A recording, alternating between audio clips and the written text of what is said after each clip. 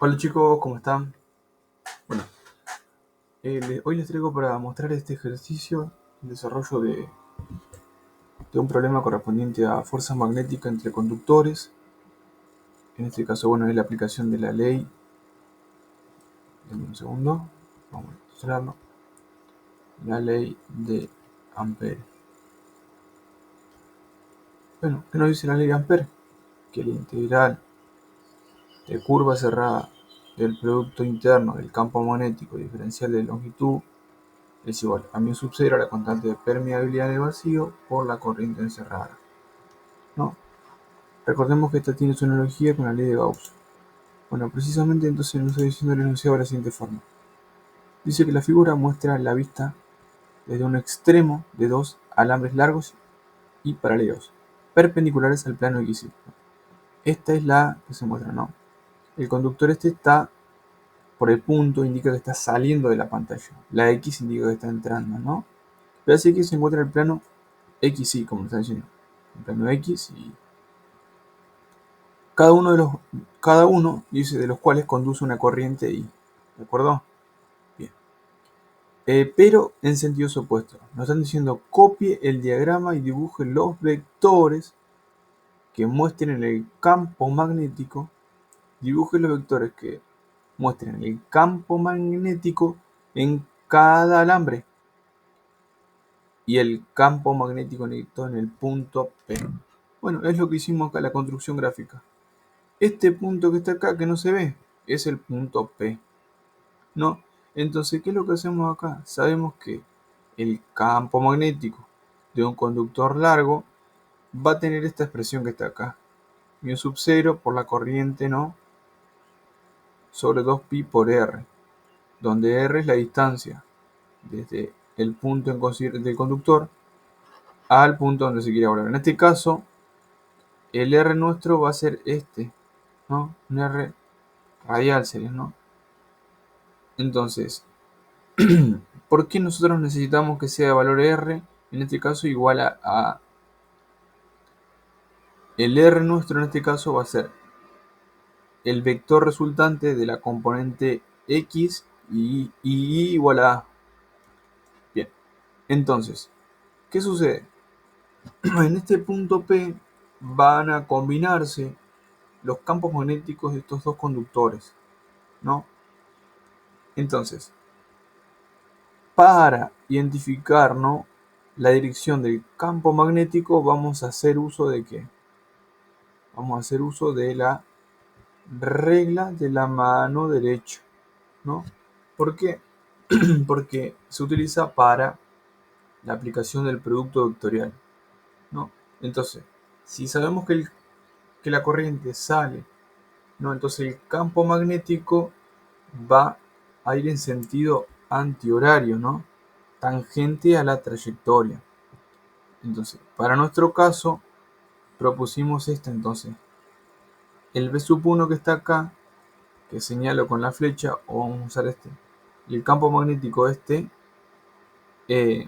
corresponde a esta conductor, ¿no? Y el campo magnético B sub 2 que está acá corresponde a esta línea de corriente, ¿no? Entonces, en el punto P, el vector B1 es perpendicular a la línea que conecta al alambre 1. ¿Cuál es el alambre 1? Este, con el punto P, este mismo que está acá, ¿no? Y para el alambre 2 lo mismo, sucede lo mismo, ¿no? Acá es importante a esta altura ser consciente de que estamos operando con vectores. Entonces, las expresiones que manipulemos van a tener componentes, ¿no? Bien.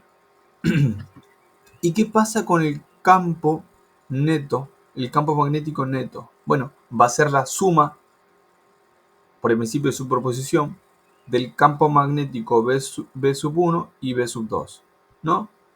¿Qué pasa? Sucede que esto mismo que está acá, véase aquí, que la componente vertical del campo 1, esta misma, va a tener el mismo módulo, pero sentido opuesto, debido a que las corrientes que circulan en los dos conductores es la misma, pero presentan direcciones diferentes, opuestas. Las componentes, bueno, son iguales de magnitud y opuestas en dirección, por eso se cancela, ¿no? Y las componentes X, las X que se van a sumar, ¿no? Estamos hablando de esta componente, ¿no? Y de la componente que no dibujé acá, pero proyecta en la dirección del eje X. Luego, el campo magnético neto apunta necesariamente en la dirección del eje X. Bien. Entonces, ¿qué nos están pidiendo en el otro punto?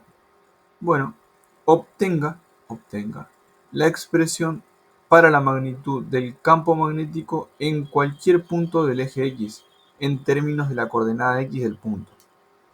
Bueno, entonces, ¿cómo se estableció el campo neto? Como la suma de los dos componentes, ¿no? Ya que las componentes Y se anulan, ¿qué pasa? Vamos a trabajar con estas componentes nomás, ¿no? La componente X de cada vector está de esta forma, ¿no? B sub X igual a B coseno de tita, ¿no? ¿Por qué? Porque el tita, acá no lo señalamos, ¿no? Pero es muy importante remarcar que el tita es este ángulo que estamos hablando acá. Este es tita. Si no, no sería coseno. ¿De acuerdo?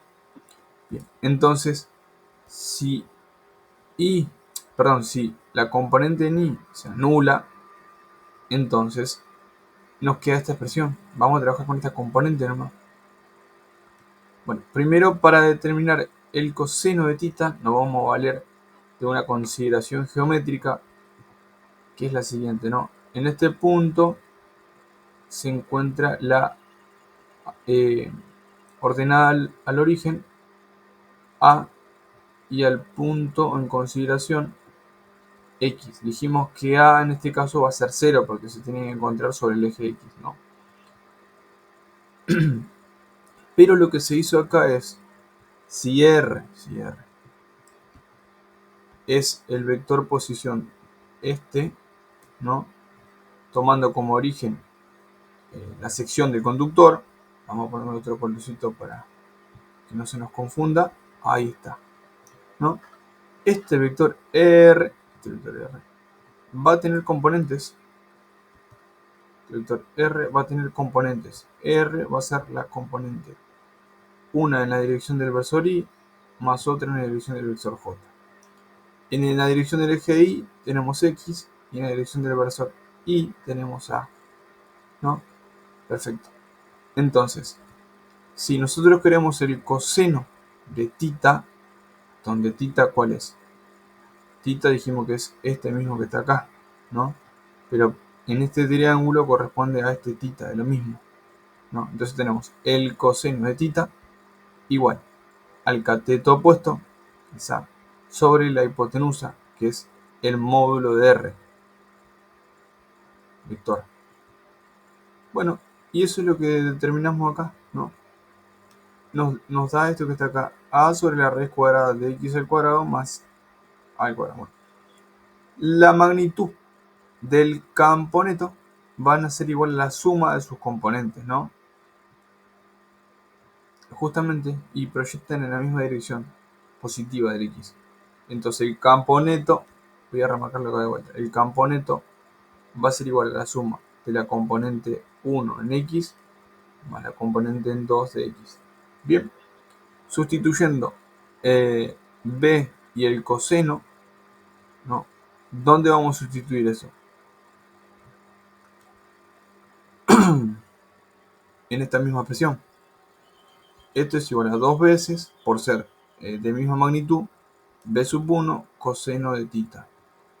Entonces tenemos 2 veces el campo magnético 1, o el campo magnético si se quiere, el hallado anteriormente, que cuánto nos dio. Esto mismo que está acá. Mu sub 0 por I sobre 2pi. De hecho, vamos a copiar esto. Y lo vamos a añadir aquí. Si me deja esto, ahí está, ¿no? Perfecto. Ahí está, ¿ves? Este es el campo magnético y el coseno de θ es a sobre la raíz cuadrada de x al cuadrado más 1 al cuadrado. Esto es el campo magnético neto, ¿no? Para cualquier punto sobre el eje X, ¿no? Simplificando, bueno, lo que se hace acá es opera simplemente acá. Que dice que 2 mu sub 0 por i por a. Acá tenemos 2pi, que se va a ir con el 2 de arriba. Y tenemos la raíz cuadrada y la raíz cuadrada. Entonces, 1 medio más 1 medio son 3 medios. Entonces tenemos x al cuadrado más a al cuadrado elevado a la 3 medios. Acá los dos se anulan, por eso lo vamos a borrar. Los dos se anulan y nos queda esta expresión, ¿no? Ese es el campo magnético neto para cualquier punto en la abscisa X. Bien.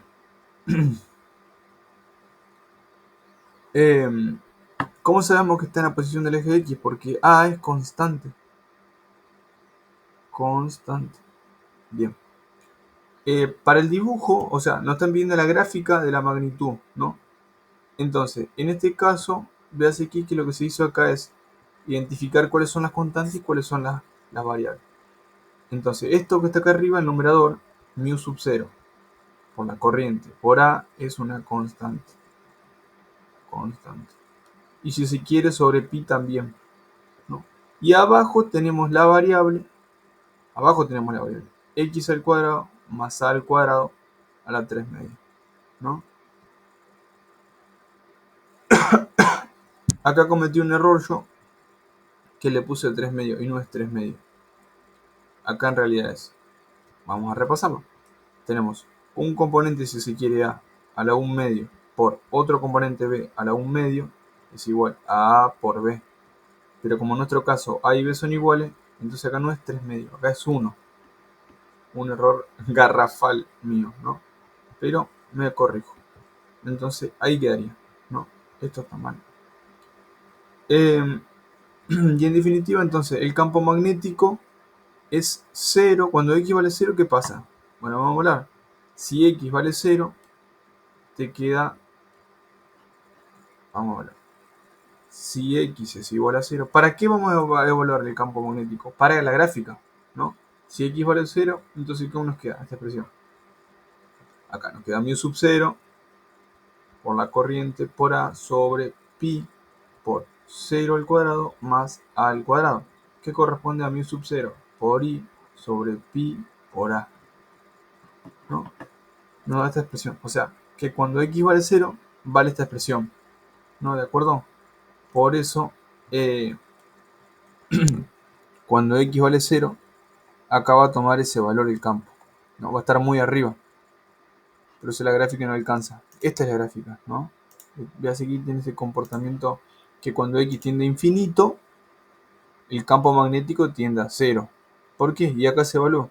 Cuando x es muy grande, el término x al cuadrado domina el denominador, por lo que el campo magnético se comporta aproximadamente como 1 sobre x al cuadrado.